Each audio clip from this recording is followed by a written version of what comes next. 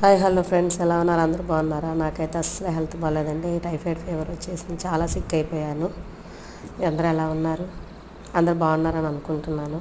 మా పిల్లలు స్కూల్కి రెడీ అయ్యి వెళ్తుంటే ఇంట్లో ఉన్నప్పుడు నాకైతే ఎంత బాధ అనిపిస్తుందంటే అంత బాధ అనిపిస్తుంది.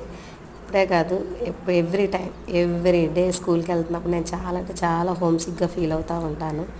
స్కూల్కి వెళ్తున్నంతసేపు వాళ్ళు రెడీ అవుతున్నంతసేపు వాళ్ళ చుట్టూ తిరుగుతూనే ఉంటాను. ఆటో ఎక్కి వెళ్తారు రోజు. ఇంట్లో ఉన్న రోజేమో రే ఎందుకురా అల్లరి చేస్తున్నారు, అల్లరి చేయమాకండిరా అని చెప్తూ ఉంటాను. కానీ స్కూల్కి వెళ్తున్నారంటే ఏదో తెలియని బాధ అనిపిస్తూ ఉంటుంది. ఇలా ఆటో ఎక్కేసి వెళ్తారు. స్కూల్ కూడా తెరిచినప్పుడు కూడా వెంటనే పంపించనండి వాళ్ళని.